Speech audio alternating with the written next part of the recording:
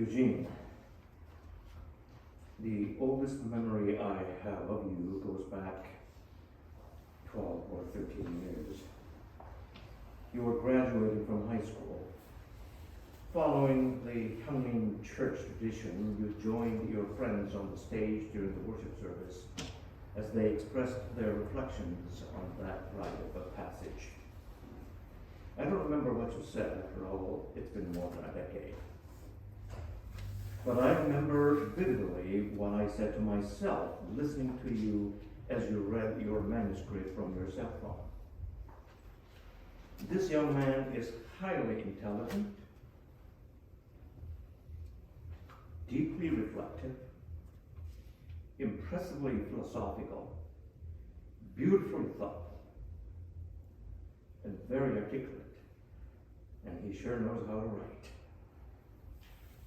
And all this without an ounce of arrogance or pretentiousness. He is authentic. I like him, is what I said to myself that day. And you're not here today. On Christmas Day 2014, you texted me a video that your dad had sent you. It was about Seoul, the ship that sank in April that year in the Southwest Korean Ocean, drowning 304 aboard, most of them high school students on their class trip. They drowned due to criminal government negligence, and equally criminal was the media distortion of its coverage. You wanted to talk about it in our weekly one-on-one Bible study you and I were having at church those days. Your text said, quote, "Dad just sent me this link about the ship that sank in Korea and the media coverage. Sad, but good video to talk about in our Bible study the coming week, I think," unquote. We did talk about it with all the seriousness the topic deserved. I remember that Sunday. And you're not here today.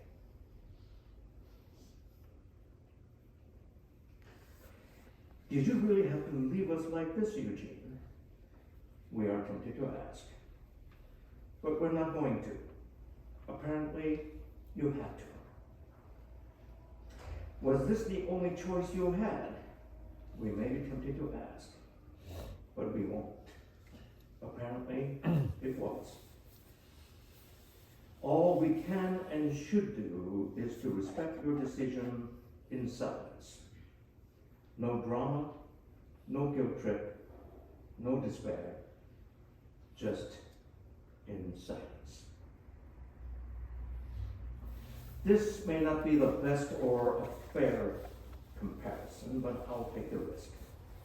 There's a sense in which your departure was not so much a choice you made as it was a helpless drowning, like that of Seoul, in the ocean called a hostile world.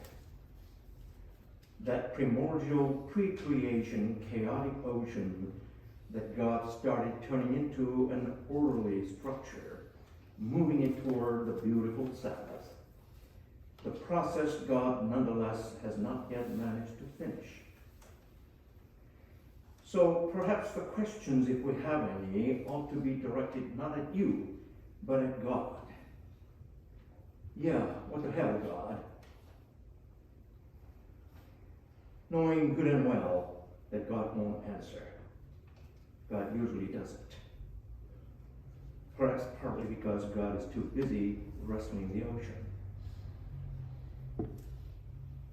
So Eugene, we turn back to you with whatever questions we still have left for you, knowing good and well that you won't answer them either.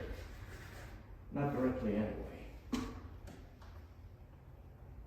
But forgive us for insisting that we yet hear your whisper that pulsates in the arteries and the veins of our soul, the whisper that springs forth from the core of your being, saying that the love your mom and dad shared with each other to bring you into this world, the 9 months you spent in your mother's womb that nurtured you into this world, your first gentle cry when they cut your umbilical cord, and all the agony and ecstasy that ensued thenceforth, the love you shared with your parents and sister, the love you shared with us all, were truly worth it. Your whisper that says, your departure is not a negation, but a radical affirmation of their worth, as ironic as it may sound. Yes, we hear you. We get it. They were all worth it. Every bit, every moment of it. Every step, every mile of the way. So Eugene, we will remember you as long as we live, as will God, as long as God lives. When the sun comes up, we will remember you. When the sun goes down, we will remember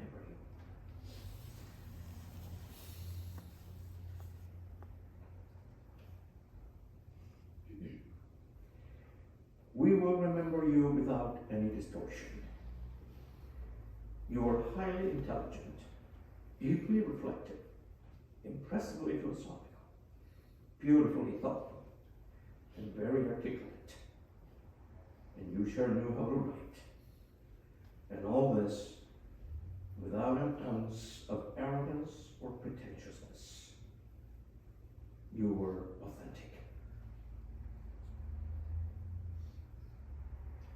Neither judging nor romanticizing the way you departed, we will remember you, because in the end, more than anything else, you loved. And you were loved.